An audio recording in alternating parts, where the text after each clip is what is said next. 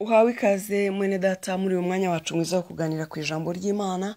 Ugubwe neza rero n'iri jambo tujye gusanga mu gitabo cya Zaburi ibice 20 umurongo waho wa 8 n'uwa 9. Bamwe biringira amagare, abandi biringira amafarashi, ariko twebweho tuzavuga izina ry'Uwiteka Imana yacu. Barunamye baragwa, ariko twebweho turahagurutse turema. Haleluya. Muri iyi si inshuti yanjye abantu biringira ibintu bitandukanye rwose.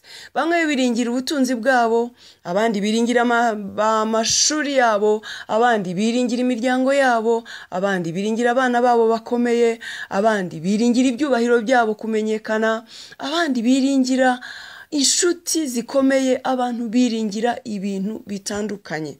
Ndagira ngo uyu munsi nkubaze kandi nawe usuzume umutima wawe, utanga igisubizo, wihe igisubizo. Ese wowe wiringira iki mu buzima bwawe? Niki wiringira? Niki ushyira imbere? Haleluya. Uyu munsi rero ngewe naje kukwibutsa yuko Uwiteka ari we wenyine ukwiriye kwiringirwa. Niwe utagira ikimunanira, niwe watumye ubona ibyo bindi byose ufite, niwe watumye wiga, niwe uguha byose ubona kandi ufite utunze.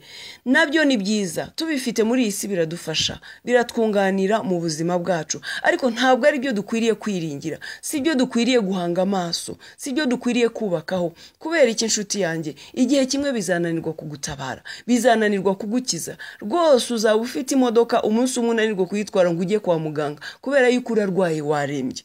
Yenda ubure n'umuntu uri hafi ushobora kugufasha. Rimwe bazakwirukana akazi wumva ubuzima bwawe buhagaze. Inshuti niziguhinduka uzumva ibyawe birangiye. Umva abana bawe bashobora gupfa ugasigara wenyine. Ubwo rero ibyo wiringira byose igihe icyo ari cyo cyose bishobora kuguhinduka. Iyi nama nakugira nshuti yanjye, iringira Uwiteka wenyine, aba ari uhanga amaso, aba ari we wizera mu buzima bwawe, kubera yuko Uwiteka ntabwo ahinduka, nta nubwo ananirwa, nta nubwo yumva amabwire. Ntabwo abantu bamubwira ngo runaka yakoze ibi ngo guhinduka, ariko abo bantu wubatseho uhanze amaso bashobora ejo n'ejo bundi kuguhinduka, kuko bumvise yuko wakoze ibi n'ibi kandi wenda atari nabyo. Iringira Uwiteka rero nshuti yanjye, niwe udahinduka, ahoraho, ariho, azahoraho, kandi ngo iyo tumwiringiye tubera ibyiringiro bizima. Uwiteka ntabwo azagutererana, nta nubwo azaguhinduka. Bari we wiringira, kuko ibyo bindi byose bizagira igihe bigutera umugongo.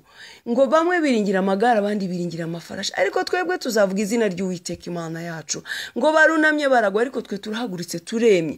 Kuko no mu bibazo wabucamo, iyo wiringiye Uwiteka aragushyigikira, aragufasha, aragutabara, aragukomeza. Abo ngabo rero biringiye ibyo bindi byose barunamye baragwa, no kuvuga iki? Ntabwo bizabatabara, ntabwo bizabarengera.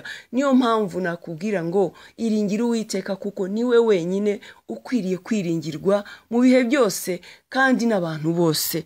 Umwami Imana aguha umugisha, ujye wibuka yuko Uwiteka agukunda kandi akwitaho, nawe umwiringire kandi umwiyegurire muri byose. Shalom shalom. Imana ikugirire neza muri byose, izina rya Yesu.